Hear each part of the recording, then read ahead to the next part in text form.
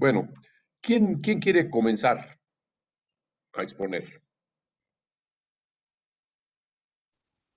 ¿Qué, qué conclusiones están sacando, sería mi pregunta, de estas sesiones en donde todavía no estamos viéndonos, todavía no estoy viendo en físico trabajo de ninguno y donde, como he propuesto, vamos a tener cada 15 días una sesión en físico y la siguiente una sesión virtual. Quienes no puedan asistir a la sesión en físico, pues me lo dirán, pero quienes puedan asistir, pues tendrán alguna prioridad, que es la de la cercanía, la de poder eh, preguntar y observar algunos de los ejemplos que yo pueda realizar en físico. Normalmente acostumbro mucho ejemplificar ante un pizarrón. Bien. Carlos Perdomo, deja abierto tu micrófono.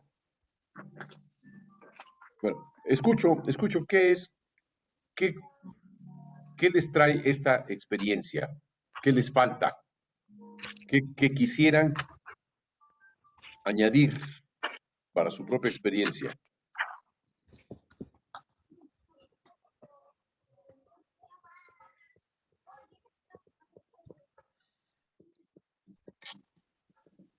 Parece que quieres hablar, Carlos, pero no se te oye. No, es el sonido, pero ya que estoy aquí, aprovecho. Eh, bueno, yo ahorita tengo unas inquietudes. En la semana estuve hablando con varias personas y pues estamos platicando sobre este tipo de música y les puse Ewaon, se llama, sí. Y pues noté un cierto como rechazo, como que no causa un interés, ¿no? Ujú. Y estaba preguntándome cómo, pues cómo compartir para, para que ese tipo de música o esa forma de hacer las cosas pueda penetrar en la gente, pueda ser más, no sé, comprensible o más inmediato. No tengo un repelo inmediato, ¿no? No tengo yo la fórmula, si la tuviera, habría escrito una música distinta. Y no tengo un deseo de hacer que mi música sea aceptada por todo el mundo, ¿no? No es una meta. Mi meta es más bien hacer lo que anhelo, lo que imagino, lo que me gusta. Es todo. Y lo que recomiendo a cada quien es hacer lo que le atraiga a hacer, lo que le atraiga, no hacer otra cosa.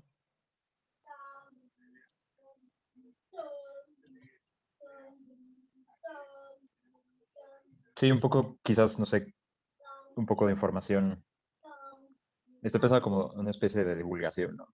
Una tarea de divulgación para que pues sea conocido esto que yo considero que tiene un valor y obviamente pues tiene un valor. En mi correo electrónico está el, eh, la dirección de internet donde se pueden escuchar varias de mis obras.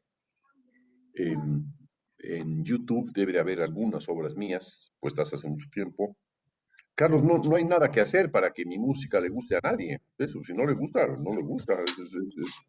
Es como, te cae bien una persona, no te cae bien, un perro, te cae bien, no te cae bien. Es igual. No hay una receta, ¿no? No hay una receta. Lo único que puedo decir es que es lo que yo hago, es algo que cambió incluso mi carrera, hacer esa obra. Fue una experiencia muy fuerte. Y es todo, pero ni la explicaría ni haría nada para que fuese aceptada. La música, cuanto más se explica, menos se entiende, ¿no? Hay música que simplemente te gusta y se acabó. Y hay otra que dice, no me gusta, esto no me gusta. Y hay otra que incluso nos gusta y deja de gustarnos, y otra que no nos gustaba para nada y nos comienza a gustar. Yo me Ujú. recuerdo cuando debía tener como 15 años, algo así, fui a un concierto del Cuarteto Parrenán en el Teatro de Arquitectura, de la Facultad de Arquitectura en Ciudad Universitaria. Era una música que me pareció horrenda, horrenda. Pero ¿cómo la gente le puede gustar esta música ruidosa, fea, no se entiende? Todo es golpear como si tuviera necesidad de estar golpeando, golpeando, golpeando, golpeando, golpeando. Dije, no quiero saber nada más de este señor. Y habían tocado los 6 cuartetos de Bela Bartok. Tiempo después me encontré yo mismo ante el piano tratando de crear alguna escala y caramba, dije, esto se parece a algo de aquello. Caray, qué casualidad, pero al parecer algo se aflojó en mi cerebro o en mi oreja y me condujo a pensar las cosas de otra manera, a, a pensar que podía yo cambiar. Ravel me parecía un degenerado, ¿no? Chopin me parecía, me encantaba, pero como se decía en el ambiente intelectualoide que era muy cursi, pues yo decía, sí, sí, sí, es cursi, es cursi, es cursi. Se ponía uno en sintonía con las tonterías que podría decir cualquiera, ¿no? O la gente decía, no, la ópera italiana es una estupidez y la ópera alemana es la única que vale. Pues eso es lo que yo oía, por ejemplo, en casa de una familia que fue muy cercana. Pero el gusto va cambiando, o no. Hay gente que se queda en un mismo gusto. Yo tengo amigos de la infancia a los que cuando regresé de hacer mi doctorado, o sea, ya con 50 años, dije, hombre, tengo esto, te traje este disco, lo pusieron pues, es una cara de asco, diciendo, oye, qué, qué lástima, ¿no? Y dije, bueno, sí, a lo mejor no te gusta, a mí sí, y me gusta mucho además, ¿no? Es todo, ¿no? No puede uno justificar nada, ¿no? ¿Por qué me gusta? Pues no sé, es algo en lo que estuve trabajando 6 años, por ejemplo, y mirando el techo, este techo que veo ahora mismo, estuve durante 6 años viendo, o sea, quiero decir, por mirar el techo, quiero decir que estuve con la mente perdida allá arriba, eh, Ujú. por allá arriba no me refiero a ninguna religión, ni a ninguna deidad, ni nada, sino para decir que muchas experiencias de música se escuchan aquí, o se imaginan aquí, no necesariamente en el oído, de decir, ahí ocurrió, no puede ocurrir, por lo que yo he averiguado, cuando la gente se recuesta en sesiones para imaginar con libertad, cuando comienzan a oír cosas, al parecer sucede como a 10 o 15 centímetros de la frente en un ángulo más o menos así.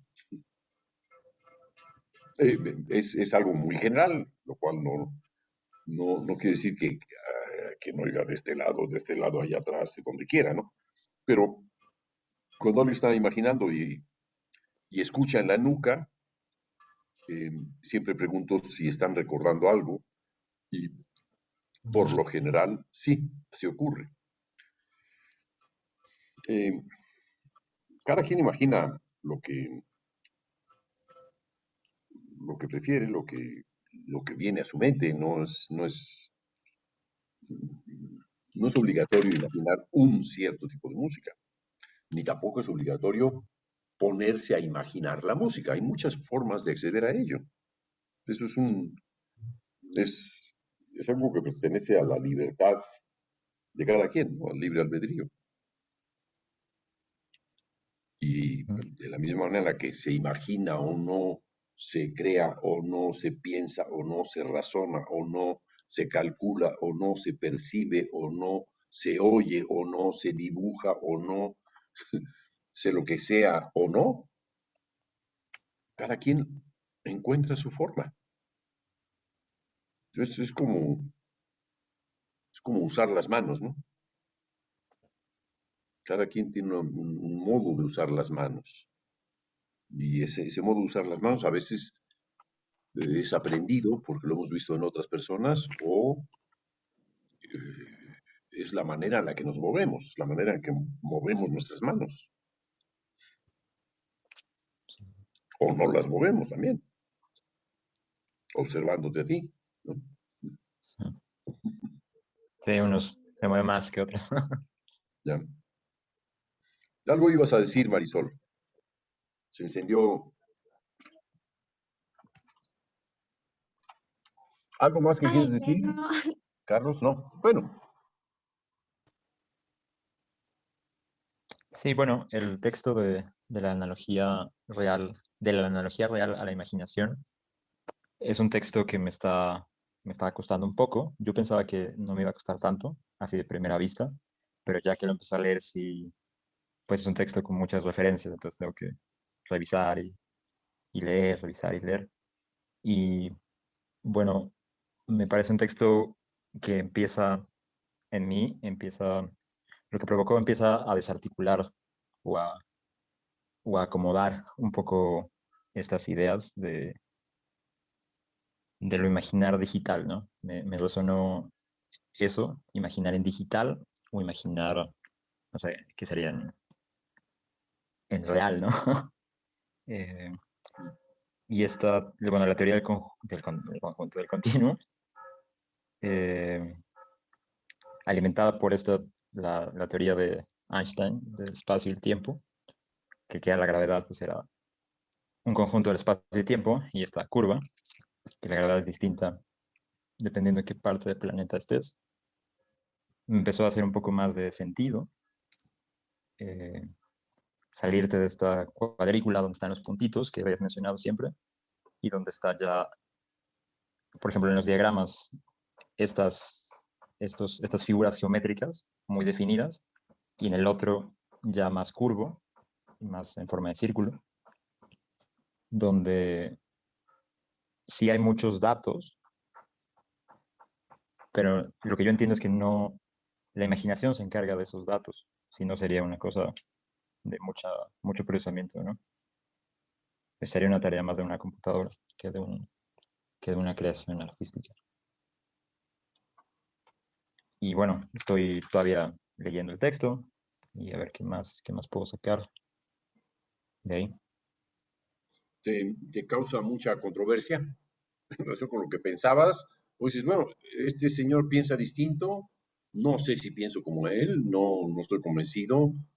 No se trata de eso, ¿eh? O sea, se trata Sí, simplemente sí, de entender, porque el profesor que está aquí delante de ustedes es como cualquier otro profesor, y lo que hace es que, bueno, acostumbra a escribir cosas, acostumbra, eh, hay compositores que nunca han escrito nada y que no les interesa, y que son muchísimo mejores, sin duda.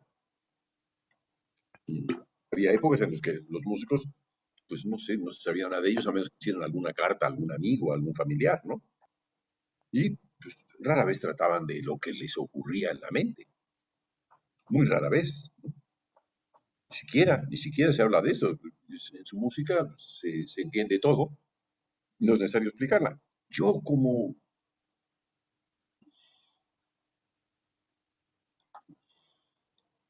no entendí muchas veces lo que se estaba haciendo, traté de entenderlo porque me atraía, digamos, yo escuchaba música de otros autores y quería escuchar la música que yo quería hacer, pero no sabía ni cómo hacerle.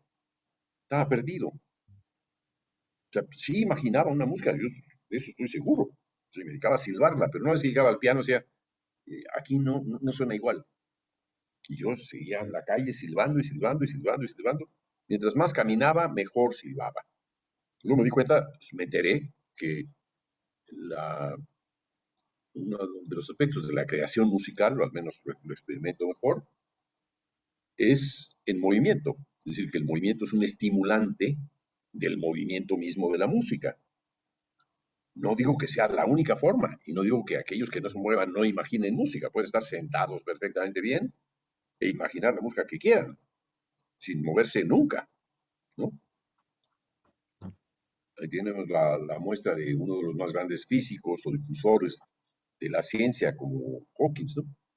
Eh, que parapléjico, ¿no? Femi, que ha imaginado y explicado del universo de maneras en las que otros no lo habían hecho y no se ha movido, pero su coco sí, y mucho, ¿no?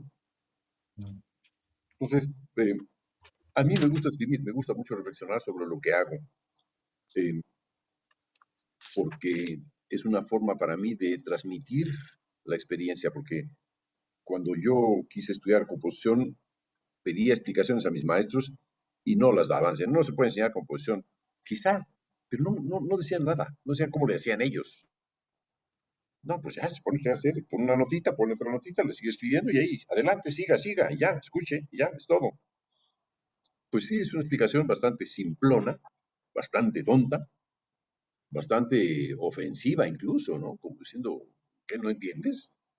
Bueno, no entiendo, porque lo que no entiendo es cómo convertir aquello que me gustaría hacer, que reconozco que sé hacer, que reconozco que traigo en la cabeza, no entendía cómo convertirlo en algo escrito y ejecutable.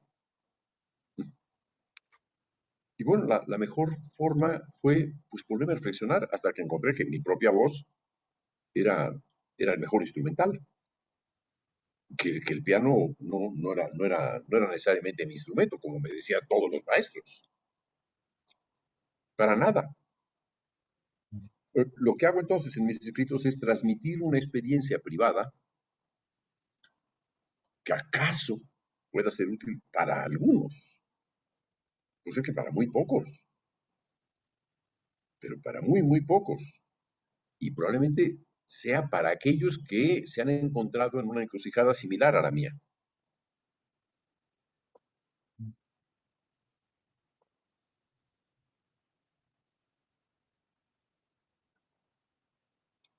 Entonces, a quién le gusta y a quién no le gusta las cosas que hace este señor o aquel otro señor o aquel otro señor, pues sí, hay muchas razones. A veces no te gusta porque no lo entiendes, o no te gusta porque simplemente lo detestas, porque ofende tu buen gusto, ofende tus creencias, ofende tu concepción de lo que es la música. Te da la impresión de que debe estar confundido, que debe estar equivocado, que debe estar perturbada esa persona, que no está bien del coco ni de la oreja, ¿no? Había un maestro en la Facultad de Música, en la antigua Escuela de Música, que decía, es que usted tiene oídos de tepalcate, decía. ¿Y cómo es un tepalcate? Pues mire usted, señor, es como una piedra. Usted no tiene buen oído. Oiga, pues yo tengo oído absoluto, igual que usted. Sí, sí, pero el de usted es de tepalcate. Igual, Messiaen, o sea, me decía, su música no está bien oída. ¿Por qué me dice que no está bien oída si yo tengo oído tan absoluto como el de usted y oigo todo lo que usted hace? ¿Por qué no está bien oída? Ah, no tengo tiempo para explicarle. Pero, entonces, ¿para qué se dedica usted a dar clases, señor? ¿Por qué no se queda usted en su casa, no? A mecerse en una hamaca francesa, ¿no? O a dormirse en misa, ¿no? Roncar en vez de tocar el pedalero del órgano, ¿no? Ok. Lo que yo, o sea, mi intención como profesor es transmitir una experiencia privada por si acaso, y por eso incito mucho a leer las cosas que he escrito, por si acaso eso ayuda a resolver problemas. Por si acaso alguien se ha encontrado en una encrucijada, en una crisis, en un momento en que no entiende, en una condición en la que dice, pues sí puedo seguir por aquí, pero ¿y eso dónde me lleva? Que no es difícil que nos preguntemos eso en algún momento. Que si lo que hago se parece a esto y a esto y a esto y a esto, ah, pues mira, pues sí, a mí me gusta la música de este y este, está bueno. Y lo que hago es coleccionar de aquí y de allá, copiar un poquito y hacer mi propio amasijo y así compongo. Y si me digo, y no, si no hubiera esos modelos, ¿qué oirías? Siempre me pregunto, cosas.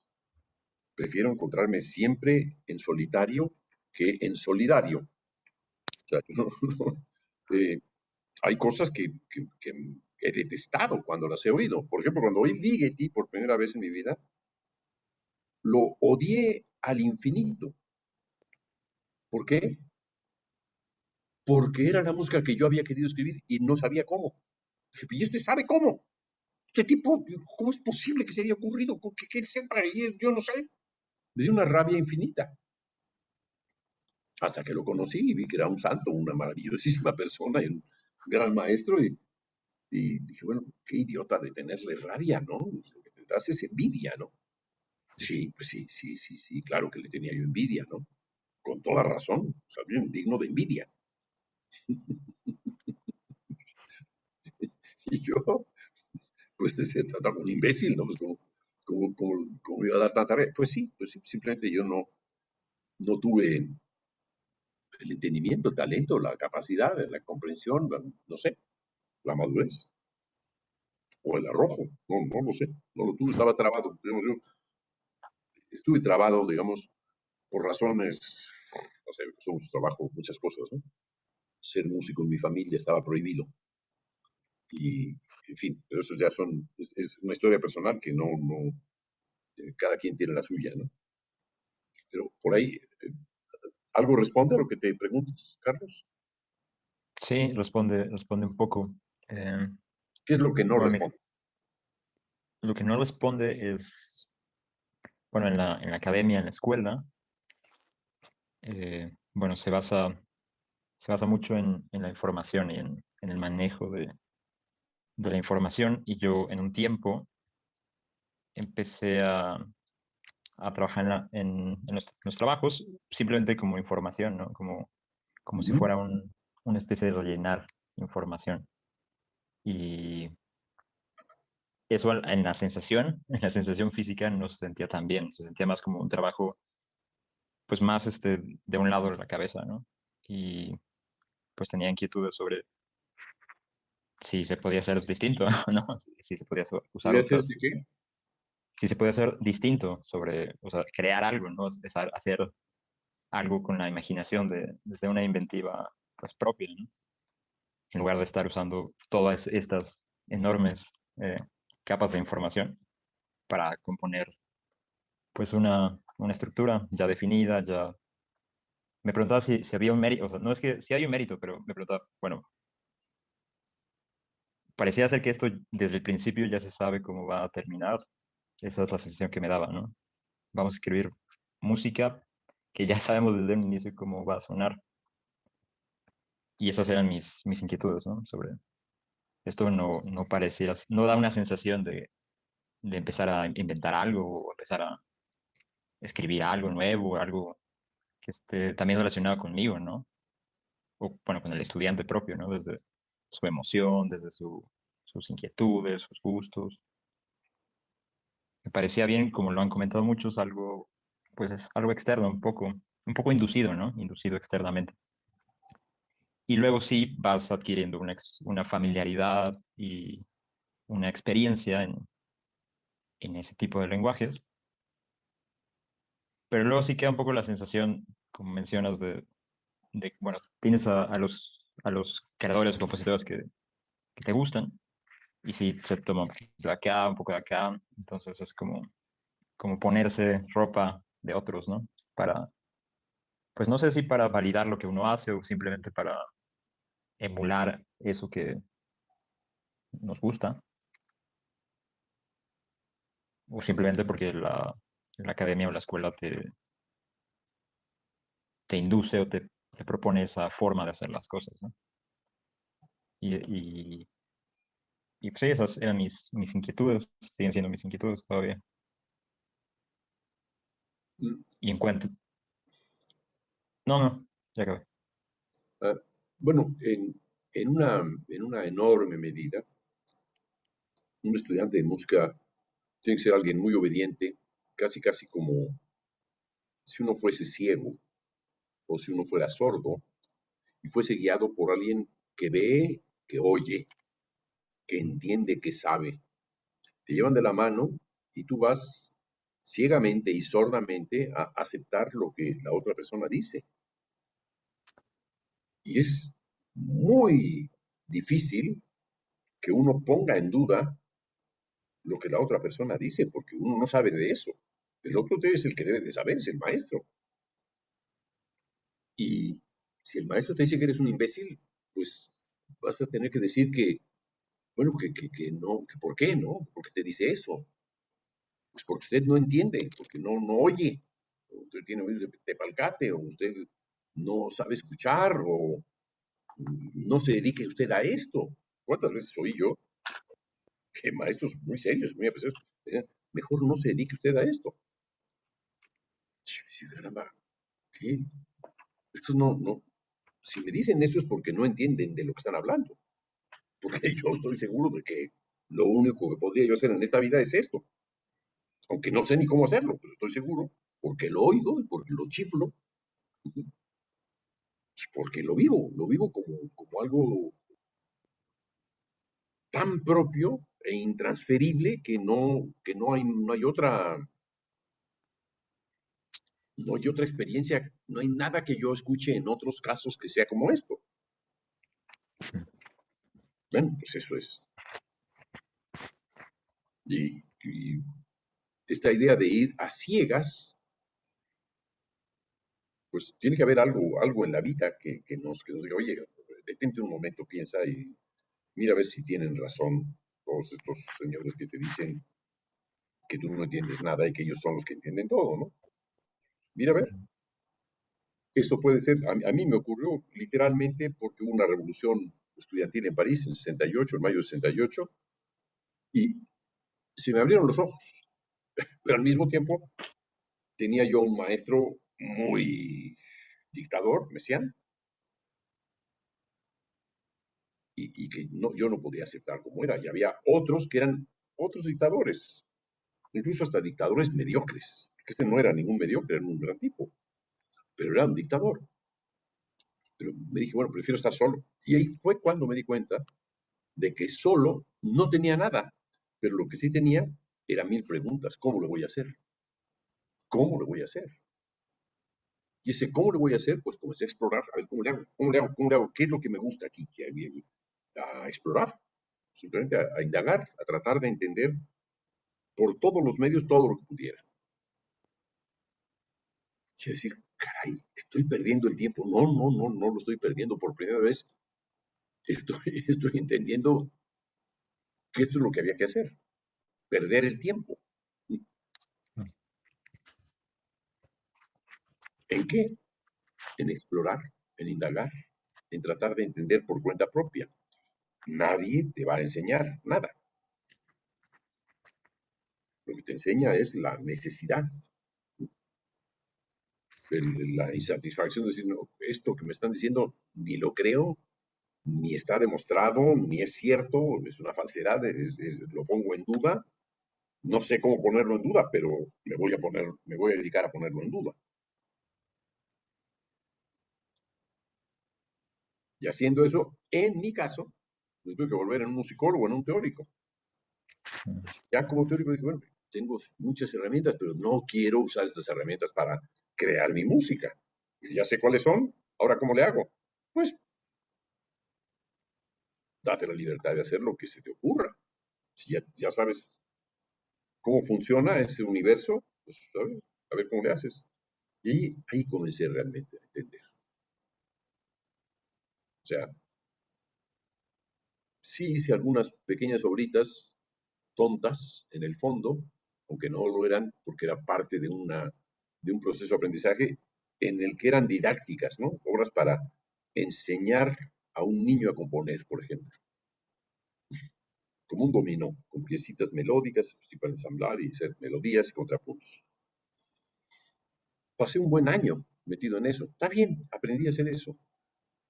Y hacer otras cosas más también. Y eran aplicar cosas que había aprendido de teoría, cosas de teoría que me puse a indagar, en fin. Ya lo entendí, pero eso no es lo que yo quiero hacer. Entonces comencé a interrogar, ¿y qué es lo que sí quiero hacer? Pues ser libre. ¿Y cómo voy a hacerlo? Pues, a ver, comienza a hacerlo.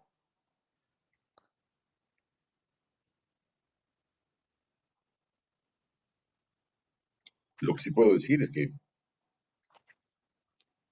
a partir de un cierto momento me convertí en alguien más libre, con menos miedo de ir a ciegas, porque no estaba ciego, no estaba sordo tampoco, y de comenzar a oír por mi cuenta, a ver por mi cuenta, a entender por mi cuenta.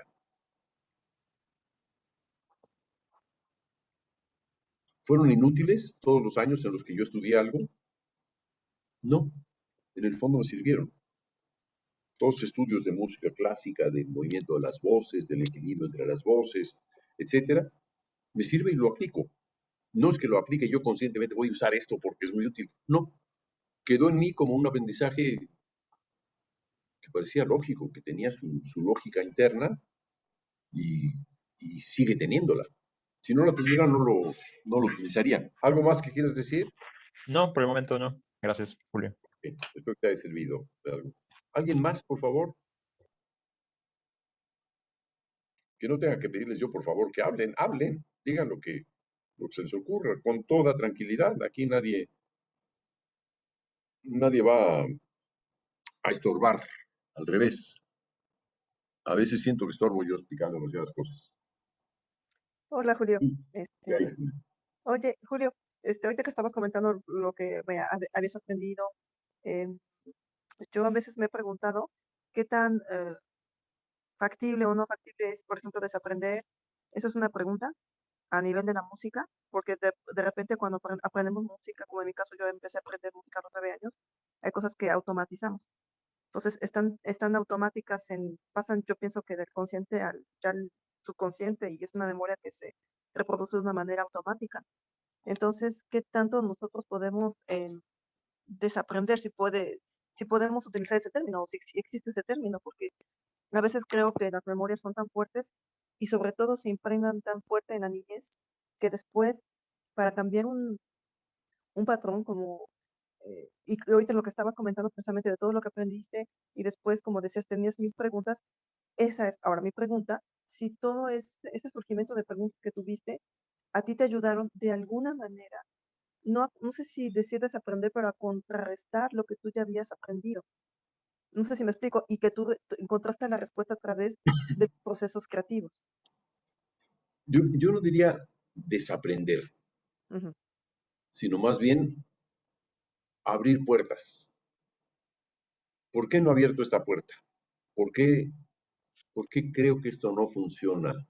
Alguien lo dijo, pero ¿tendrás razón? Ujú.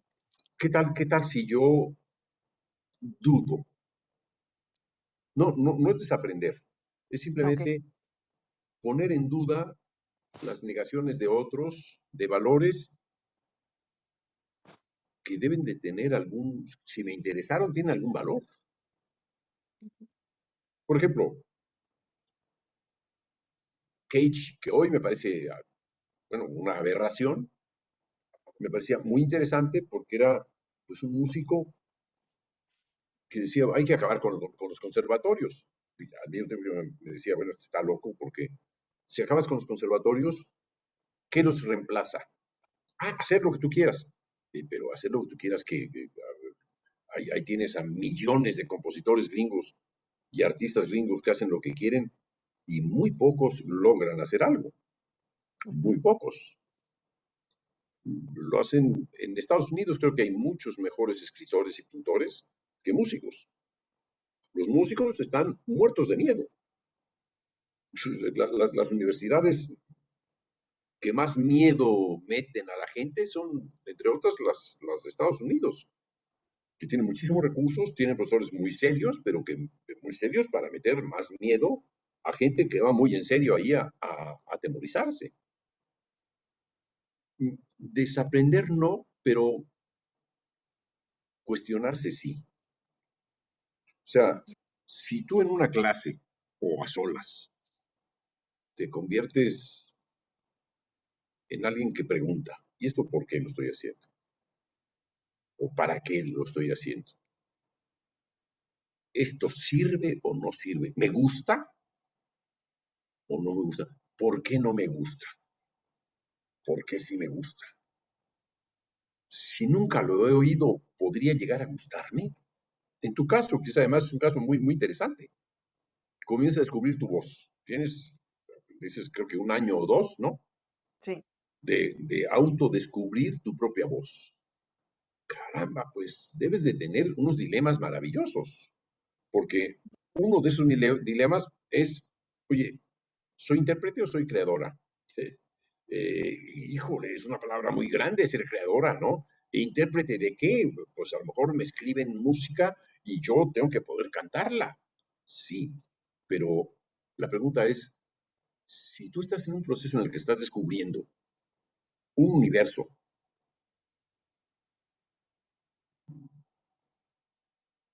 del cual no tenías experiencia alguna y un universo que te hace hasta cierto punto maravillarte, o sea, emocionarte de que funciona de otro mundo, de otro modo, ¿no? Es otro mundo.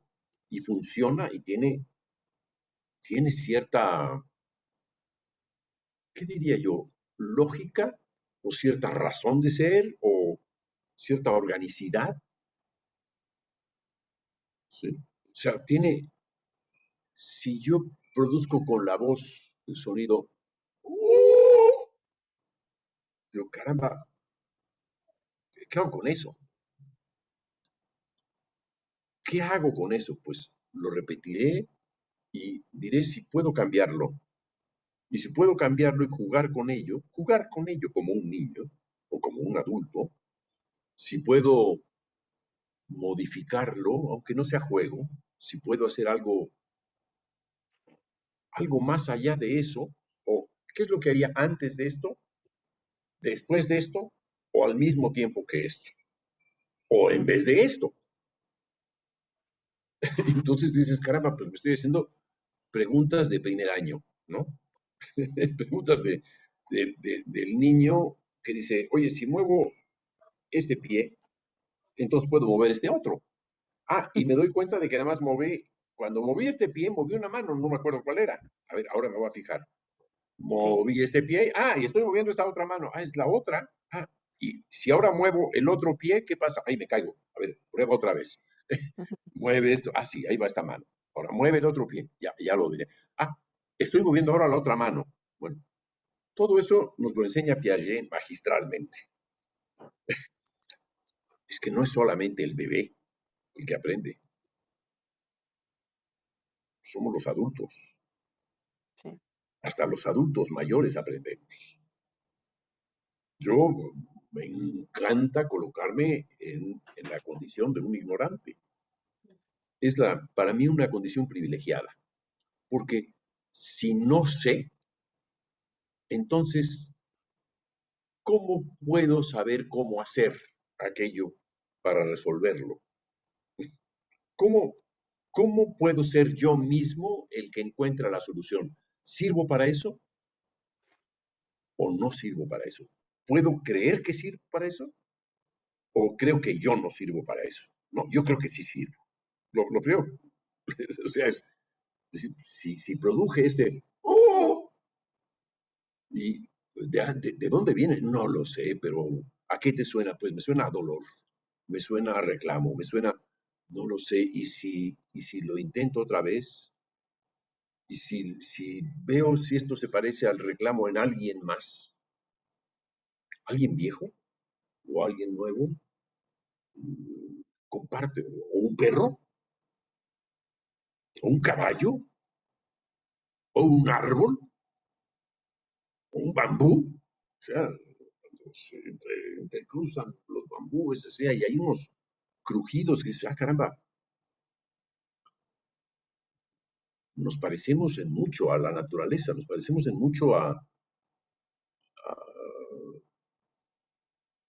otras cosas que se producen bajo distintas circunstancias que no son parte de un pensamiento, pero a veces el viento, como dice Rulfo, muge de una manera dolorosa, ¿no? Bueno, a mí me impactó tanto el viento como me impactó Chopin, por ejemplo. Y los dos tienen una manera de moverse parecida al viento. O sea, él tiene una forma de parecerse al viento, quizá por eso me gusta. O me gusta el viento porque suena como una voz humana. ¿Que se trata de que yo imite al viento? No, no, se trata de entender que yo puedo sonar a mi manera. Entonces, no es desaprender, sino es otorgarse la libertad de explorar, de decir, soy un ignorante. No, no es desaprender, es convertirse en un ignorante que quiere aprender. A mí me encanta que ustedes hagan preguntas, ¿y cómo le hago? Oye, ignoro cómo hacer esto.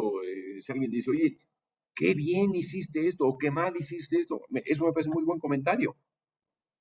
Bien o mal, o que mediocre, o que feo, o que lo que quieras. Pero no es el tema las bondades o maldades que tenga aquello, sino el tema es, tú te expusiste a hacer algo que no sabías. Es decir, aceptaste que había algo que no sabías y que necesitabas aprender. Aprender a hacerlo, aprender a entenderlo, aprender a vivirlo, aprender a experienciarlo, a seguirle la pista. Si ya tienes algo, dices, bueno, esto es una semilla, le voy a seguir la pista, ¿para dónde va? ¿No? Es decir, es una señal. Esa señal seguramente que nos indica que después viene algo, nos podemos dedicar horas, meses, años a pensar qué es lo que viene o intentar producirlo o qué más hay junto a eso que acabo de oír o de dónde viene esto. Tenemos muy poquita información, muy poquitita, muy poquitita, muy poquitita, ¿no? Es como si vieras, no sé, un cachito de un ojo, ¿qué hay ahí? No sé, es algo que se mueve, tiene brillo, no sé qué sea, pero a ver, voy a ver, pues hay un ojo. No, ya hasta te picó, te dio Es que, escozor. es que lo que dices, fíjate que después, cuando la cuestión es que entra como esa tremenda incertidumbre de explorar porque no sabes de dónde agarrarte. Ahí es donde dices, y ahora, ¿para dónde volteo? Es como, yo no recuerdo si en una clase tú comentaste que es como si cuando empezaste esos procesos creativos, si no me recuerdo, tú lo dijiste, Julio, dices que estabas al borde de un precipicio. Y esa Claro, imagen a mí me quedó muy fuerte, muy clara. Es eso precisamente cuando nosotros, por eso no, a veces, como dices, yo ahorita estoy en ese dilema de que soy la intérprete ahorita de la creación, así como que a mí me hace mucho, me provoca un poco de conflicto, pero porque pues, bueno, ser intérprete, pues ya sabes dónde te agarras, no sé, de la partitura, del creador, y es, vamos a decirlo, un camino que ya, vaya, tienes que recorrer, pero conoces. Entonces, cuando ya te expones ya a ser un creador, yo creo que ese es el desafío mayor, de que no sabes de dónde agarrarte. Y entonces estás en ese sentido, estás como al borde del precipicio. Eso creo que lo describiste muy bien. es que a lo mejor no es algo tan complicado, ¿eh? Quizá la palabra creador tiene un significado divino, ¿no? Lo vemos como algo inalcanzable. Señor Beethoven debió de ser un ser humano, ¿eh? Debió de ser un señor humano, Sí. muy humano. Debió de ladrar incesantes veces. Debió de aprender de los perros muchísimo. Debió de ponerse a ladrar así a cuatro patas en algún momento de su vida. Sí, O a soñarse que era un perro ladrando a cuatro patas. sí. Pues el señor Beethoven así pudo crear cosas en dos patas, ¿no? Sí, era un tío bastante salvaje. Hombre, eminentemente humano. Es decir, es el primero de los muy pocos que dicen esto es algo humano. Mozart pues, sabía que estaba tocando lo sagrado. Para él era algo, además, él era muy respetuoso de la normalidad, ¿no? De la normatividad y de la normalidad. Pero Beethoven, bueno, imagínate que te quedas sordo y dices, bueno, ¿por qué me tocó a mí, no? ¿Por qué me quedé yo sordo? Pero sin embargo sigo oyendo. ¿Y cómo le hago ahora? Con estos que ni siquiera me oyen, ni yo mismo me oigo. ¿Cómo hago para yo mismo oírme? ¿Cómo puedo hacer? A gritos, a... Ah, sí, ahora ya oigo. Bueno, ok, si después de esos 3 martillazos que he dado y esos ladridos que he dado como un perro furioso, enojado, ¿qué hago? ¿Me puedo acordar de cuando oía? ¿O puedo seguir ladrando hasta cansarme? ¿O puedo dejar de ladrar y pensar, ¿qué hace el perro ahora? Y ese perro se llama Ludwig, y ese perro está aquí, vivo y es sensible. No le fue tan difícil. Bueno, le debe haber sido enormemente complicado, enormemente complicado, enormemente complicado. Pero caramba, no lo resolvió Dios, lo resolvió un buen señor que tenía un gran talento, no era excepcional talento, se convirtió en el talento más excepcional de todos los anteriores, porque era sordo. Y creó cosas que dices, bueno, y esto solamente lo pudo haber creado un sordo. Solamente alguien que sabe que si da de golpes, lo escuchan. Que si hace así, lo notan. Que si dice, y que si hace, también lo notan, ¿sabes? Entonces, ¿cómo va a hacerle a partir de ese lenguaje de gestos, de pequeños gestos? Se Fíjate inventó el que botín. respecto, ay, perdón, Julio, que te interrumpa. Fíjate que No, respecto, hace como 3 meses, no 4, no recuerdo, si no sé si fue en la televisión alemana, pasaron el caso de una chica que no escucha, es sorda. Y entonces ahorita viene el caso muchísimo y me acordé mucho de ti cuando lo vi en ese reportaje. Voy a buscar la referencia, creo que fue de la Deutsche Welle, no me acuerdo. Y esta chica es una creadora, además como es cantautora, y ella explicaba todo su proceso creativo, porque no pudiendo oír, ella canta y ella toca la guitarra, y ella explicaba cómo a nivel de las vibraciones en el piso, claro, ella podía sentir y podía identificar el tono. y por Eso vía me voz. parece fantástico, cómo ella explica todo el proceso creativo, cómo a través de la piel ella puede afinarse, por ejemplo. Entonces dije, cuando vi ese reportaje dije que no tiene que ver Julio, o sea, le Ya, explica de una manera magistral, de una manera muy sencilla, cómo es su proceso creativo, cómo ella imagina la letra, cómo ella imagina las armonías y cómo en su casa tiene tiene alfombra, precisamente porque como camina descalza, entonces eso le permite sentir la vibración, por ejemplo, de una guitarra o del piano que está ahí. Entonces, es increíble. Yo no había escuchado una voz tan tersa, tan bonita, pero muy tersa la voz, muy suave. Y además era increíble pensar que esa chica no escuchaba y que de repente ahora canta y canta y además crea sus propias letras. Pero ese proceso creativo me pareció fantástico. Y ella misma decía, es que nadie va a producir música como yo porque las personas que oyen no oyen como yo. claro, Y me claro. quedé, Nadie oye como nadie. Esa es una verdad. Nadie oye como nadie. Por eso existen las creaciones musicales, porque nadie oye igual. Sería un martirio que todos oyéramos igual. Nos aburriríamos de nosotros mismos. Oye, ya sueno abajo y bueno, ya hizo todo bajo. Y yo sigo haciendo lo mismo que abajo. Y por Dios, caramba. pero es que lo Y damos por hecho, Julio. Por eso, cuando esta chica dijo esa frase, me quedé así como que, vaya, entendí, dije, es que tiene mucha razón. Y como tú dices, es que si oyéramos, pero es que por convención o por costumbre o por contacto o por una cuestión ya de costumbre, damos por hecho que sí escuchamos lo mismo, o sea, que escuchamos de la misma manera, o sea, No, no sé cómo decirlo, pero nos perdemos esa parte de la escucha, como por eso, cuando tú trabajas la cuestión de la escucha interna es bien importante porque hay un proceso donde tú te haces consciente de cómo escuchas. sí, eso es un proceso privado e intransferible y que tiene una belleza propia, ¿no? Es decir, ¿quién lo entiende mejor que tú?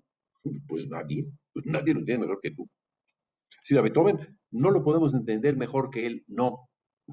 Por más que nos lo explique, nos lo explica magistralmente, no lo podemos entender y lo seguimos admirando. Decimos, caramba, ¿cómo le hizo? ¿Y qué quiso decir aquí? ¿Qué cosa? ¿A dónde nos condujo? ¿Qué está haciendo este hombre? ¿Cómo llegó aquí? ¿Cómo se le ocurrió llegar aquí? Bueno, nadie oyó como él. Bueno, ¿por qué? Pues porque se vio obligado a oír de una sola manera, no tenía remedio. Bueno, y alguien que tiene ruidos en el coco, se ocurre a muchos, o ruidos en la garganta, porque los producimos, porque somos capaces de hacerlos, pues tiene ya un problema que hay que resolver, ¿no? Es un problema que solamente cada quien tiene que afrontar y resolver e ir avanzando, explorándolo. Oye, una pregunta nada más por pura curiosidad, Julio, porque ahorita me vinieron muchas ideas. Este, Fíjate que hace como una semana, no, hace 2 semanas, vi reportajes sobre, bueno, siempre trato de ver reportajes sobre música, con respecto, no al, vaya, cómo escuchamos, ¿no? Pero con respecto a la recepción de la obra y con respecto a la creación de la obra. No sé si sabes que hay en Alemania hay un proyecto para poder meter muchos datos en una máquina y que esa máquina a través de logaritmos termine, por ejemplo, ya de hecho se estrenaron, por ejemplo, la Sinfonía Inconclusa de Schubert, por ejemplo, la décima, creo que empezó Beethoven su décima sinfonía, y que metieron todos los datos que había, vaya, disponibles, y que de hecho ya las recrearon, por ejemplo, la Inconclusa de Schubert, ya la recrearon y ya la terminaron. Vaya, ese algoritmo respecto a toda la información que ya había dado Schubert, ¿no? Pero tú, ¿qué piensas al respecto de este tipo de recreaciones a través Yo de le una máquina? doy, yo le doy la razón a alguien que tú conoces muy bien, mejor que yo, que es Jean Etienne Marie. Dijo una vez, dice, le han dado a una computadora todos los datos para componer música como Mozart y hasta ahora no sale más que Poulenc. Pues desgraciadamente, pues sí. Sí. Resolver como resolvía Schubert no es un algoritmo. Eh, Entender quién es Schubert es algo muy, muy difícil. Para mí es la inocencia misma. Para mí es alguien tan inocente que fue capaz de imaginar en 31 años de vida 150 años de historia de la música. Comenzó en Haydn y termina escuchándose como Bartók y Stravinsky. ¿Cómo, ¿Cómo logró hacer eso? Siendo quien era. No era alguien que no tenía prohibiciones, me parece. Un algoritmo que no tiene prohibiciones, que intenta, que intenta producir la inconclusa, me parece muy necio. A mí, alguien, digo yo, en una época estudié mucho, mucho, mucho a Mozart, me dijo, ¿por qué no haces tu versión del final del Requiem? Pues, sería yo un imbécil, ¿no? ¿Cómo voy a atrever a hacer eso, no? Del Requiem de Mozart. No, no.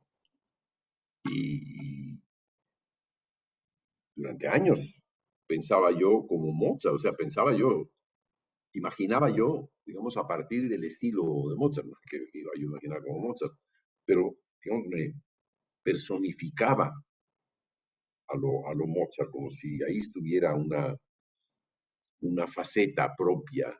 Sí lo era, pero en eso consistía, creer que aprendes la composición.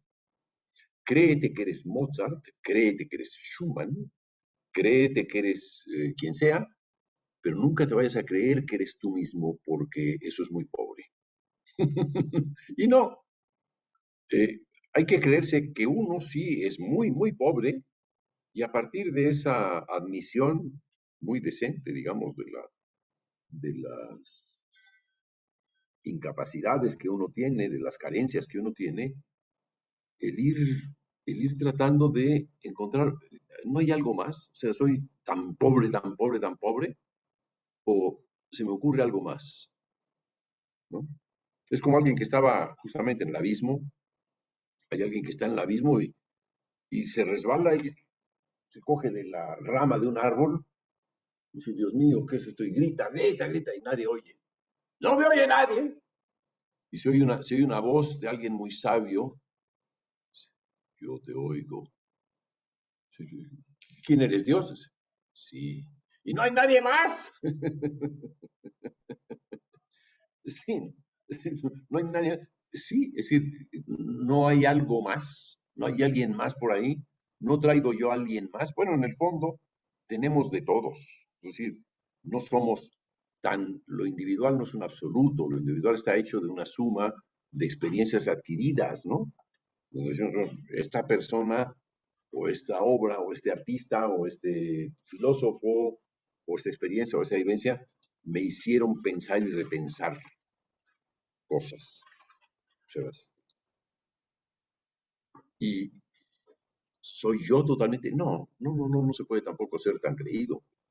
Se es tan poquito que nos enriquecen los demás, claro que nos enriquecen, pero ¿con eso nos quedamos? ¿O somos capaces de considerar que hay algo más que nosotros podríamos hacer? Alguien le preguntaba yo ayer, decía, en uno de los exámenes de admisión y composición, alguien decía, quiero hacer una música basada, inspirada, o sea, mi tesis doctoral va a ser inspirada en la obra de fulano, sutano, perengano, y lo que yo haga. ¿Y por qué estos? Ah, pues porque son de esta corriente. Y no se te ocurre que a ti se te ocurriría hacer algo dentro de esa corriente porque estás convencido de que a estos otros les faltó hacer lo que a ti te gustaría.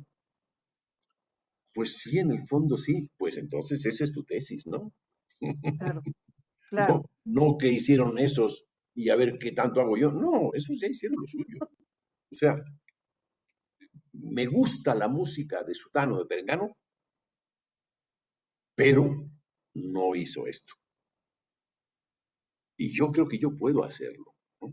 Yo creo que yo puedo hacerlo y estoy seguro que lo puedo hacer muy bien, porque lo estoy entendiendo, claro, porque de alguna manera pertenezco a ese río, a esa corriente, a ese fluir, a ese aire, a ese ambiente, a esa atmósfera, a ese universo, pertenezco a eso, soy un trozo de esa roca y tengo que ver cómo crear algo que sea propio de ese trozo. Es decir, sé que tengo, pero ahora cómo hago que de este trozo de roca continúe emergiendo algo, no sé, lava o plantas o lo que sea, calor, frío, lo que sea, pero algo, cristales, no lo sé, no lo sé, pero ahora me toca a mí, claro, ¿no? claro. Y no hay que desaprender, ¿no? O sea, Julián Orbón, que era uno de los más grandes maestros que he conocido, decía esto. Yo, yo llegué a mi clase, a la primera entrevista con él, para ver si me dejaban entrar al taller de composición del conservatorio, del cual el responsable nominal era Chávez, pero el responsable artístico, intelectual, en Claro. todo orden, era Julián Orbón. Me dijo, toque usted algo de lo que haya hecho. Y comencé a tocar. Dije, perdón, se parece mucho a Bartuk. Dijo, perdón, a mí me parece una buena influencia. Sí, sí se parece a Bartok, pero no pido usted perdón. Una buena influencia es lo mejor que puedes tener, ¿no? Sí, claro. Malo sería tener una mala influencia. O sea, si yo dijera, perdón, pero se parece a Chávez, me hubiera dicho, sí, hijo mío, ¿por qué no te vas a otro lado? ¿No? pero, o vete a estudiar con él, ¿no? Pero, pero es cierto que eh, lo mejor que se puede tener es una influencia. Los peores alumnos que yo he tenido han sido aquellos que no han sido capaces de asimilar sus propias influencias, que lo que han querido es negarlas. Eso mismo que me pasó a mí, decir, este liguete desgraciado, maldito, ojalá que lo parta un rayo. Bueno, eso era una estupidez, porque en el fondo pues, era como un hermano, éramos de la misma sangre. ¿Por qué le tenía tanta rabia? Pues porque me ganó. Bueno, ¿y qué? ¿Y qué que te haya ganado? Pues mejor que tú, cállate la boca. Yo digo, es el ego creativo es muy grande, pero hay que entender que uno también puede desarrollar lo propio y que eso es hasta donde llegas, ¿eh? No, no se llega muy lejos, llegas hasta donde pudiste, Sí, hasta donde pudiste. O sea, hasta donde llegó al final Bach, bueno, es una gran obra, muy bien, ok. ¿Y qué más hay? Dice uno así con cierto apetito. ¿Hay algo más? claro, Pues sí, sí, debía haber algo más que había. claro, Ya está. La claro, pregunta es eterna, ¿no? Es permanente. Entonces, el desaprender no, no, no, yo diría que no. No creo que haya que desaprender. O sea, desaprender es algo así como, a mí ya me manchó la educación, ¿no? O sea, a mí me dejaron una sombra. Yo conocí a un tipo que decía ser músico y que cuando me dio la mano dije, no, mejor no me la des porque me vas a dejar la sombra pegada. Me parecía horrendo, horrendo, horrendo, absolutamente horrendo. mm, Ni siquiera digo quién era porque no es necesario. Pero estoy convencido de que darle la mano me causaba una repulsión enorme, porque sentía que te dejaba su sombra ahí. Dices, caramba, ¿qué es eso, no? mm. Bueno, esas son ya experiencias muy, muy locas. No, gracias, Julio, gracias por la No, respuesta. no, pero creo que en tu caso, Ujú. olvídate si intérprete o creador, a lo mejor es ambas cosas, a lo mejor lo sabes combinar muy bien, a lo mejor lo sabes disfrutar, ¿no? Sí, Digo, Fátima Miranda comenzó a ser intérprete y de pronto dijo, caramba, yo soy aquí algo más. Y se dedicó a ser creadora e intérprete de sí misma y sigue ahí en eso. Y es absolutamente maravillosa como intérprete. O sea, es una de las más grandes intérpretes que yo conozca, al menos de mi propia obra. Eh,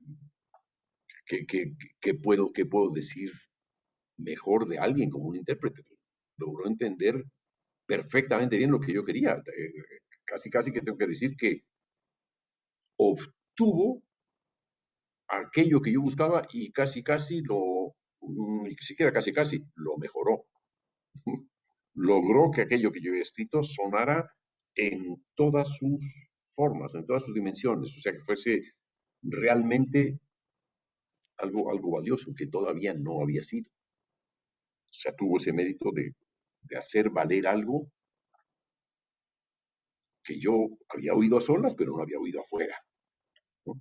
Y alguien que lo logró hacer con tal veracidad, con tal claridad, con tal realismo, dices, por Dios, esto me- rebasa lo que uno pueda pensar del proceso de crear. Es decir, el intérprete es alguien que entró en la obra de alguien y que continuó esa misma obra con algo muy propio que deja impregnado en ello.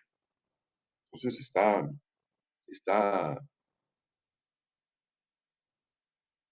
siendo parte del mismo proceso creativo porque lo cumple y lo magnifica.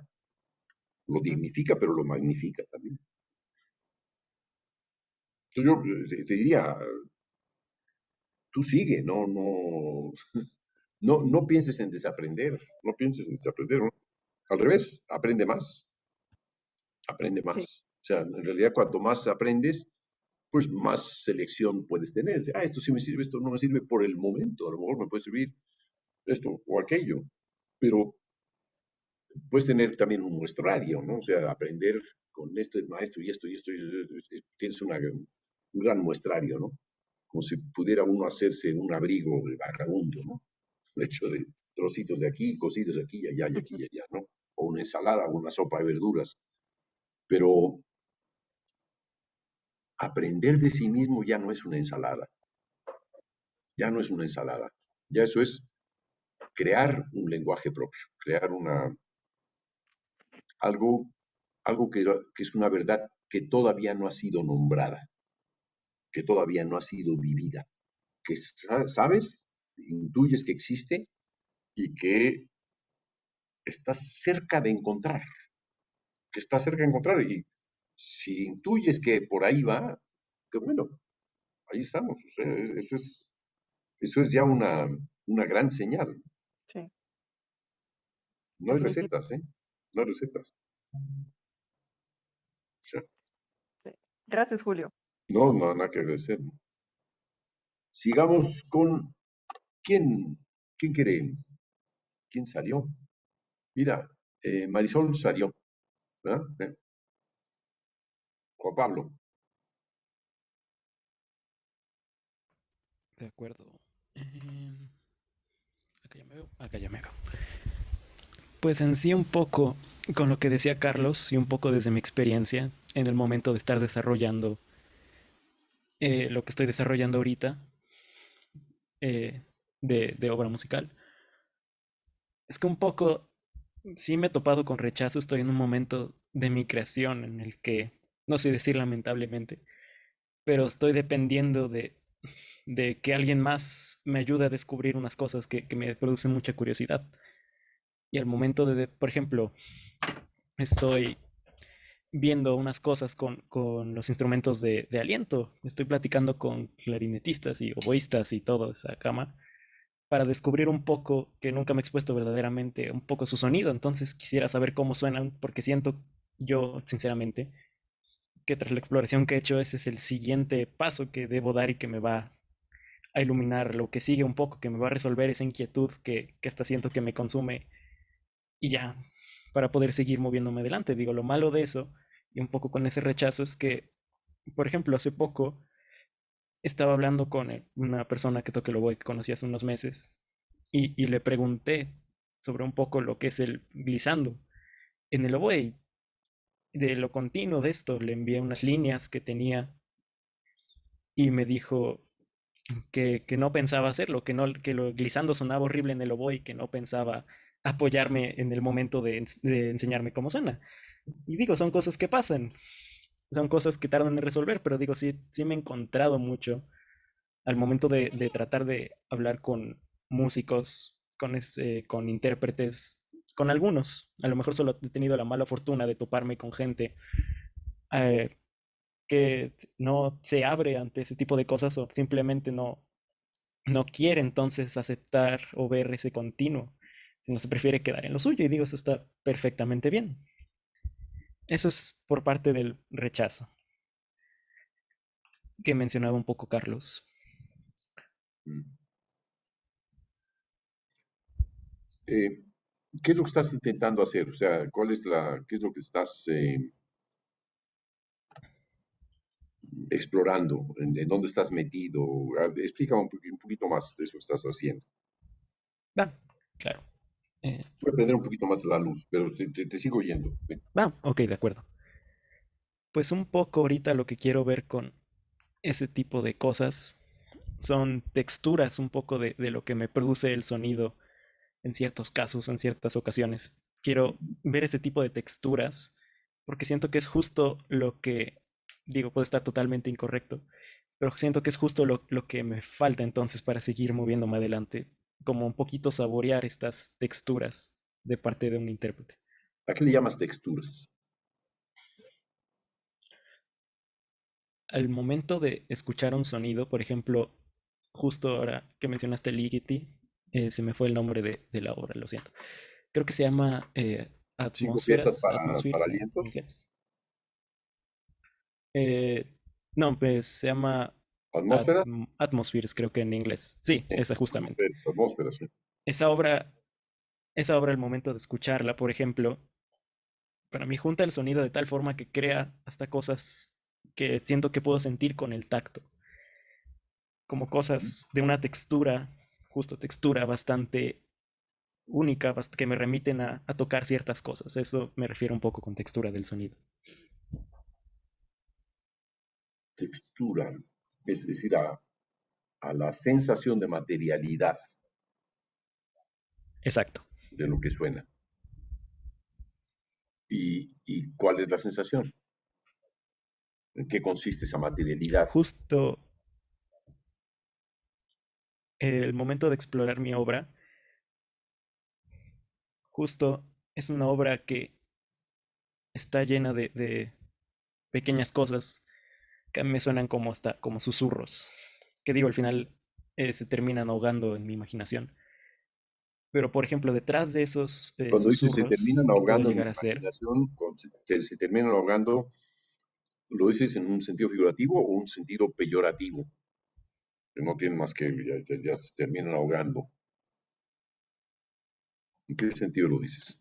en un sentido, bueno, un poco en la fantasía lo que ocurre Mm, ok. es que los mismos hilos que terminan aumentando forman una especie de mar y ese mismo mar, me refiero que ahoga ese tipo de cosas, esos susurros que sonaban anteriormente, Mm. los ahoga y los termina desapareciendo. A eso me refiero. Y el mar, ¿qué es lo que hace? Se convierte en una textura distinta, ¿no?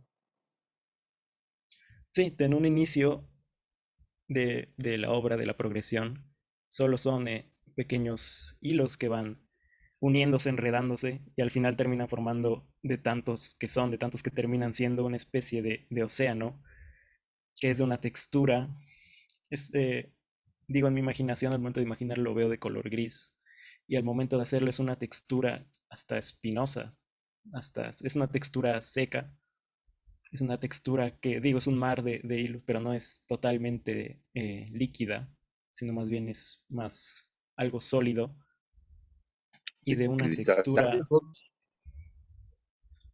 perdón, se cortó un poco. ¿Qué pasó? como cristales rotos o como madera espinosa, como Un poquito de la mano con esto se me fue la palabra, un poquito esto de los hilos, es como acariciar una cuerda que tiene como este tipo de sensación espinosa, que al momento de tocarla se siente como, no se siente totalmente liso, no, sino es una sensación muy, muy espinosa, justo usaría ese término. espinosa es algo que te pica, las yemas de los dedos, por Sí, ejemplo. justo, que pica, Pero yo no conozco guitarras que justamente piquen, que pica. ¿sí?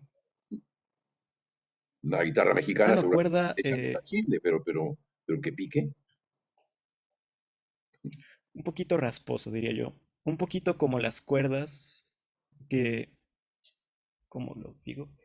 Por ejemplo, que se usan estas deportes que de repente pasan en la televisión de gente que va jalando una cuerda de ambos lados, una cuerda gruesa. Como un mecate que es fibroso, que tiene Mecate, justamente, filamentos. justamente, Fíjate que la palabra justamente. mecatl se utilizaba para designar a los músicos en el prehispánico, porque llevaban atado un mecate al cuello. Era un distintivo de músico.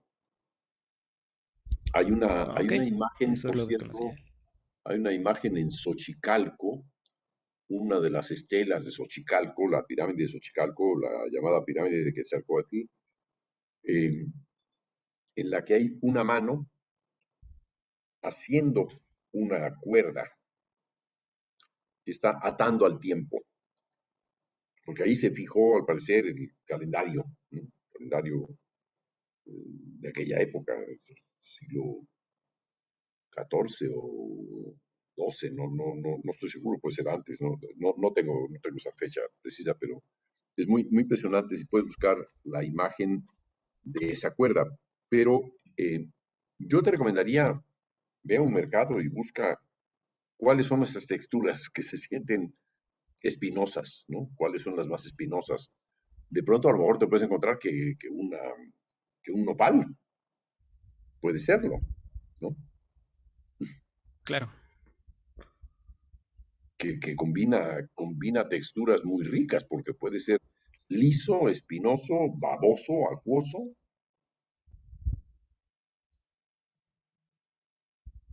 Hay una gran riqueza si exploras las calidades de la materia, o sea, esas cosas que te imaginas, con lo que asocias, tratas siempre de describirlas, pues poner por escrito lo que asocias e irlo definiendo cada vez mejor, ¿no? Para, para entonces encontrarle el símil sonoro. ¿Cómo se podría producir en un oboe una sonoridad espinosa, rasgosa o rasgada?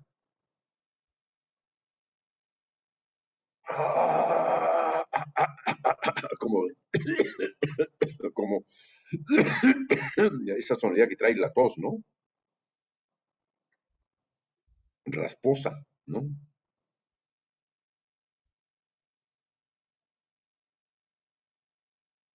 Tienes que tratar eh, de entender mejor en qué consiste. Y bueno, el que un intérprete te diga que no le gusta algo, eso es normal. A los intérpretes no les gustan las cosas que no saben hacer, pero algunos que aprenden a hacer esas cosas que no sabían hacer, de pronto ya les gusta, ¿no? Así es esto, ¿no? Así es.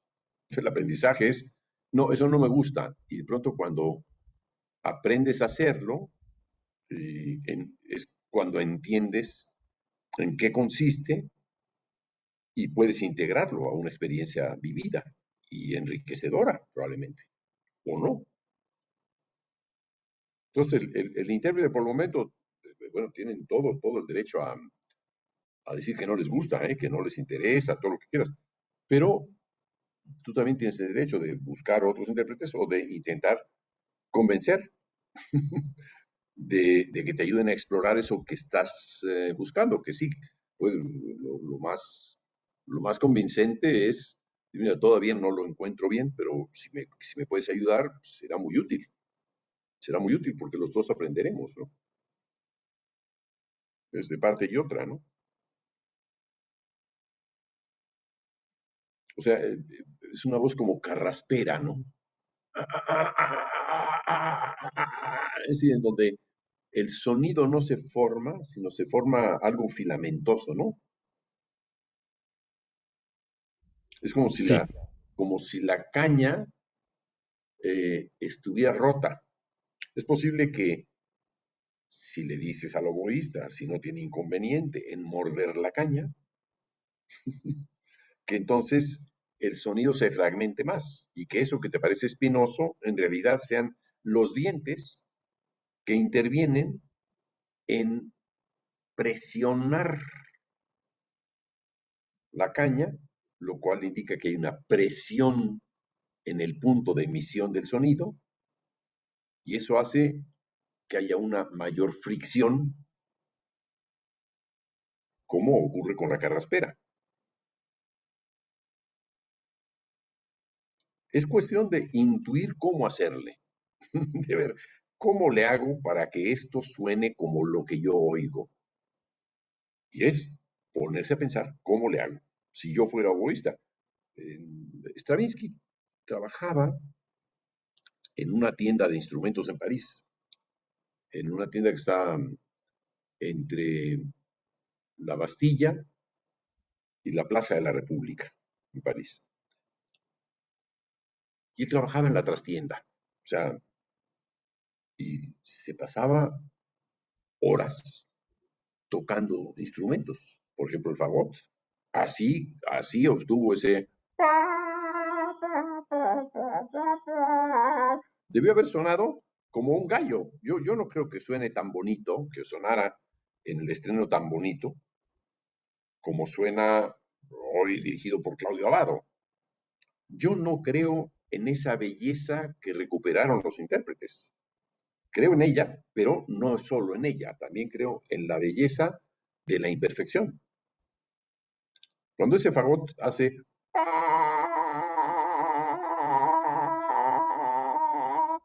Es un multifónico.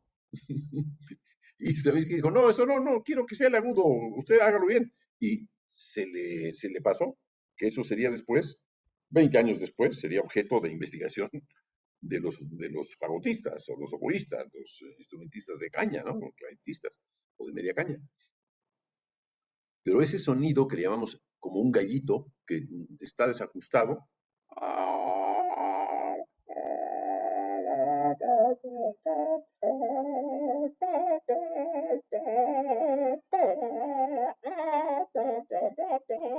debe ser verdaderamente muy difícil tocar ese pasaje en un fagote entonces, hace 100 años, hace 110 años, ¿no? Debe haber sido una experiencia muy, muy, muy complicada. Se fue dominando poco a poco. Tardaron muchos años en que se tocara bien, pero probablemente el público que estaba ahí dijeron, bueno, aquí me están tocando, me están tomando el pelo, porque lo que oigo ahí, eso, eh, Saint-Saëns preguntó, ¿qué es eso que está sonando ahí? Pero un fagot maestro se levantó y se fue, muy airado. O sea, como si alguien estuviera tomándole el pelo. Y podía tener razón Saint-Saëns, porque lo que estaban tocando ahí no era, estoy casi seguro, intuyo, que no se parecía a la perfección con la que después se tocó. Messiaen, que estuvo ahí, nos decía en clase que le daban ganas de vomitar, que le provocó náusea, que vomitó. Él estaba en el primer piso, en el Teatro de los Campos Elíseos, tendría, no sé, era un niño de 6 años, una cosa así, y le provocó náusea, le provocó una náusea espantosa. ¿Qué es esto? Después, aquello era un cacareo. Stravinsky era un cacareador, ¿no? Y aquella cosa que decían, pues si es que no están tocando juntos, están... ¿Esto qué es? ¿A qué me han traído? Se preguntaba la gente, porque además debió haber estado tocado con una gran imperfección, con una gran incertidumbre, porque los músicos no entendían muy bien, ni el director tampoco podía entender muy bien lo que el propio Stravinsky no entendía bien. No entendía bien, o sea, lo que después se obtuvo fue, no sé, un recurso que hoy es parte del repertorio obligado. O sea, si tú tocas hoy el fagot, no entras a una orquesta como no toques ese re allá arriba, ¿no? El mi, no tocas eso, bueno, era casi imposible. Y esto, lo que estás hablando de cómo se hace un glissando, se hace, claro que se hace. Y para eso se necesita que el oboísta mejore, claro, porque no tiene todavía la habilidad. Entonces, lo que no quiere hacer el oboísta es el ridículo.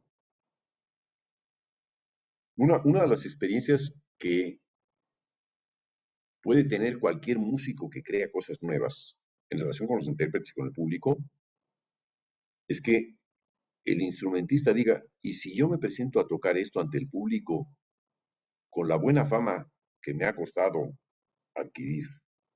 ¿Van a pensar que ya no sé tocar? ¿Me voy a desprestigiar?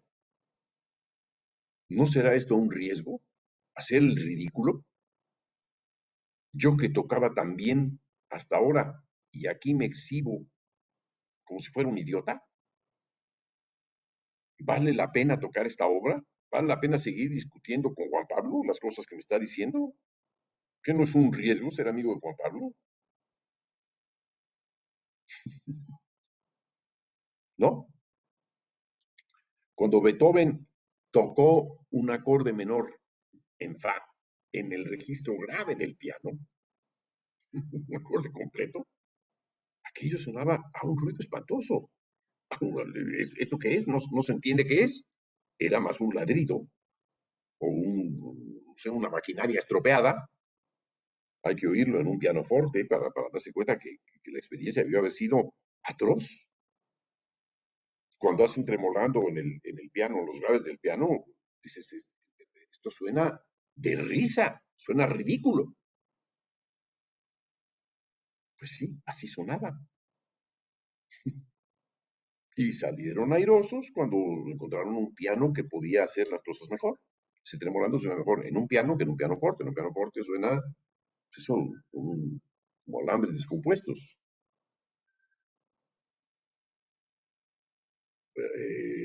Los pianofortistas tienen que ser muy, muy buenos para decir con qué instrumento, con cuál de los pianofortes salen mejor esos tremolandi. Es decir, que es agitar las manos con dos teclas en cada una, o con tres, o lo que se quiera, muy rápidamente para producir un efecto de masa. Pero no se produce, es un picoteo. No es eso lo que seguramente quería Beethoven. Cuando uno escucha esos tremolandi en un piano, dice, esto sí que es. O Mozart, ¿no? O de Haydn. Sí, esos tremolandi pues son demasiado arcaicos para tener la belleza que les dio después la mejoría que pasa del pianoforte al piano, ¿no? Claro, tiene su riesgo, o sea, hay que entender que la música es producto de imperfecciones y que le toca al tiempo armarlo todo a través de los intérpretes y de la experiencia de oírla, el mejorarla, para que se acerque a algo que es menos imperfecto. La idea de perfección es una idealización, ¿no? Entonces, qué bueno que estás acercándote a los músicos. Yo te recomendaría que, como Stravinsky, le pidas prestado en el departamento de instrumentos ahí de la facultad, pidas prestado un instrumento y te pongas a tocar. Y hasta que digas, uy, pues yo sí, aquí le he probado. Te va a costar a lo mejor 500 pesos o 1000 una caña, pero bueno, ya probaste lo que era, ¿no? Tendrás que probarte tu propia caña y explorarla. En fin, en estos tiempos de COVID hay que meter la caña en alcohol, ¿no? Para que no se infecte uno, pero es muy importante probar uno mismo. Lo puedes decir, no es imposible, no es tan difícil tocar un instrumento. Una cuestión a ver, explícame cómo lo toco y dile a tu amigo, oye, ayúdame a que yo aprenda a tocar este instrumento. Dame unas clasecitas de lo más elemental, cómo obtengo el sonido más grave, cómo obtengo los sonidos más agudos, cómo hacer un glissando. Un glissando se hace, una de las formas es tener el dedo completamente saturando el orificio y el dedo ligeramente destapando el orificio. Entonces va a hacer que cambie la altura. Y en el momento en que ya se movió, pasar a la siguiente clave, como si fuera una transición continua. Es un engaño que se hace.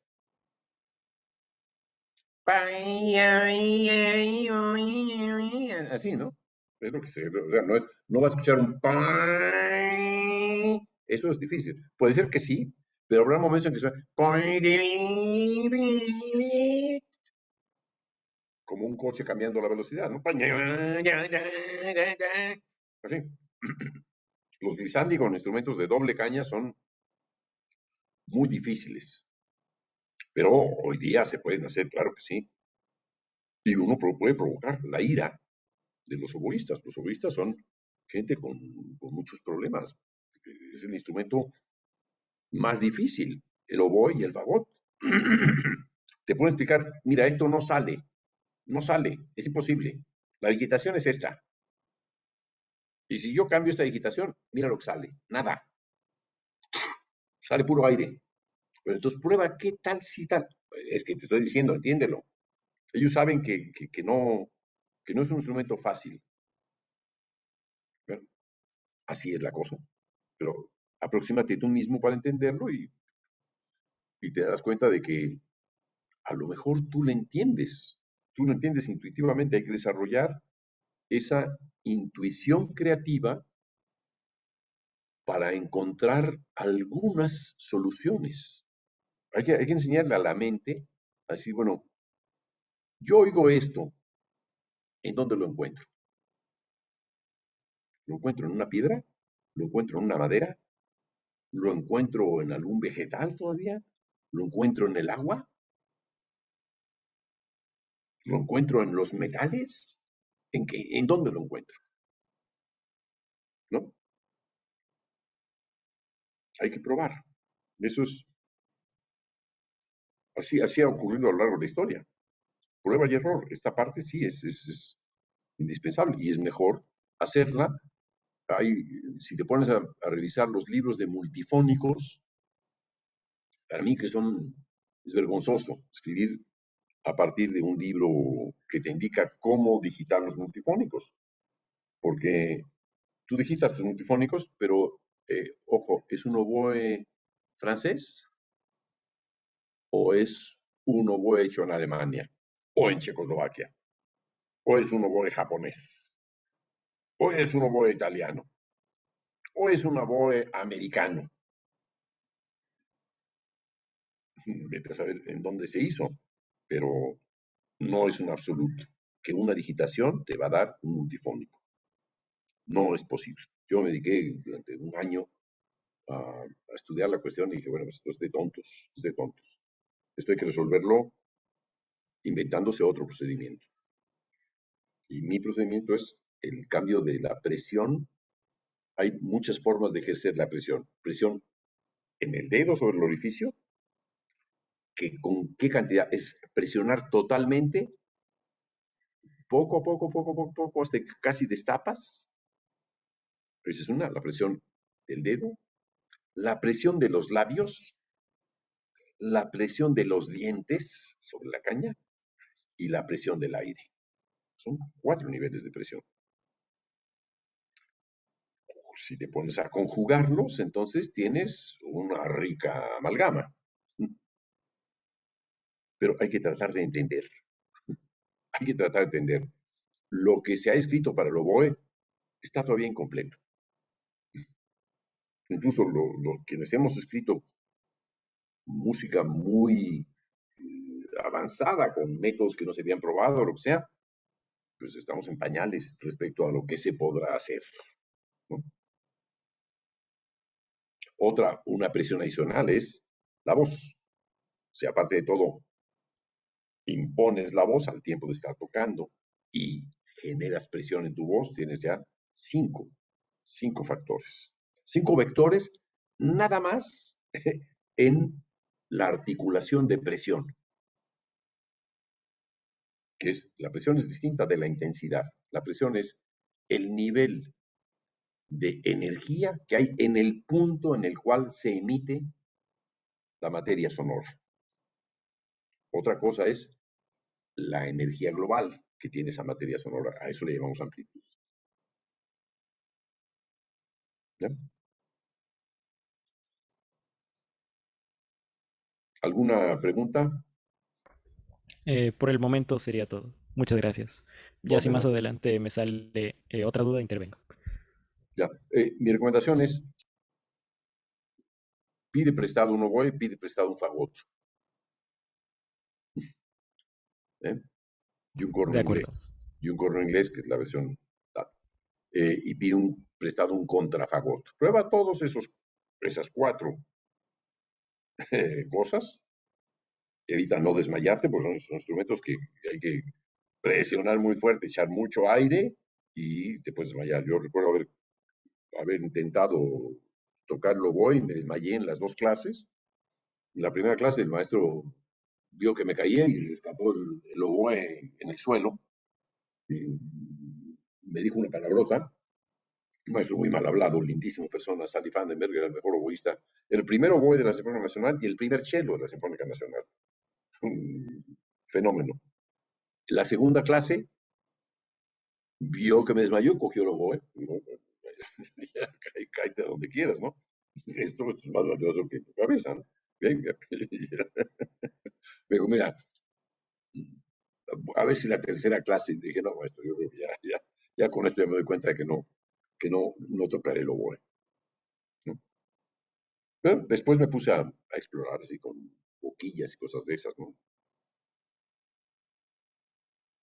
Otra cosa también es que esas boquillas de doble caña las puedes utilizar, por ejemplo, si ajustas con un corcho a la embocadura de una trompeta, o de un trombón, o de una tuba. Entonces, ese sonido del oboe de pronto se mezcló, está el papá oboe y la mamá tuba, ¿no? O el tío trombón, ¿no? La abuela tuba, no sé, lo que quieras, pero hay una fusión de dos timbres que resulta muy convincente, o sea, es más convincente aún que poner a un oboe sonando y a una tuba sonando. No, si metes una, la doble caña del oboe a sonar dentro de una tuba y logras que se convierta en una presión sobre el instrumento, tal que llegue a sonar, suena la tuba con tonos de oboe. Yo prefiero esa fusión de voces al interior de una sola voz que superponer voces. A mí me parece que eso es parte de un viejo método. Es un poco una trampa, ¿no? Pongo una flauta y un clarinete y con eso obtengo una sonoridad clásica junto con las cuerdas, en donde suena que las cuerdas tienen un timbre muy entre brillante y oscuro, ¿no? Es una receta, una vieja receta de orquestación. La orquestación son recetas. Explorar te puede conducir a soluciones que nadie más que tú explora, o puedes encontrar el hilo negro, que es muy frecuente, pero es tuyo por el momento, mientras tú lo estás encontrando. No hay que temer encontrarse con el hilo negro, no tiene nada malo, porque puede también ser medio negro, medio gris, y convertirse en algo que nadie había experimentado. Mientras te interese lo que estás obteniendo, mientras te parece que eso puede tener un valor, que puedes continuar con ello, lo que decía anteriormente con Judith, ¿no? Produces este sonido y después de esto, ¿qué viene? ¿Qué hay antes? ¿Qué hay después? ¿Qué hay al mismo tiempo? Esas preguntas son permanentes, en música es permanente. Hay un punto de partida, hay algo antes de ese punto de partida, que podría ser, hay un punto con el cual está conectado y hay un punto con el cual coincide. Además de otro, que es que en el mismo instante una información está modulando a otra. Es decir, no es que esté sonando al mismo tiempo, sino que está interfiriendo en eso que se está oyendo.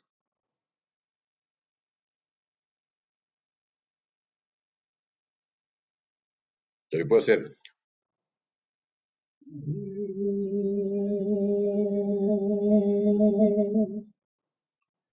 pero puedo al mismo tiempo hacer y puedo hacer y sobre eso hacer o juntarlos y hacer.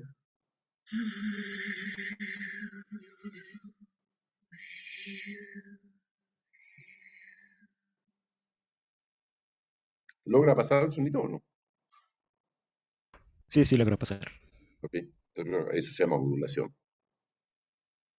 Entonces tenemos ahí, otra vez, 4. Uno, lo que está sonando al momento, lo que pudo sonar antes, lo que puede sonar después, lo que puede sonar mientras, ahí tenemos 4. Y 5, lo que interfiere a lo que está sonando.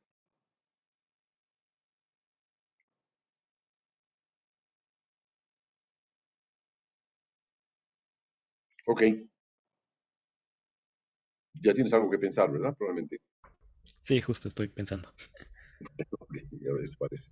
Bueno, chao, Juan Pablo.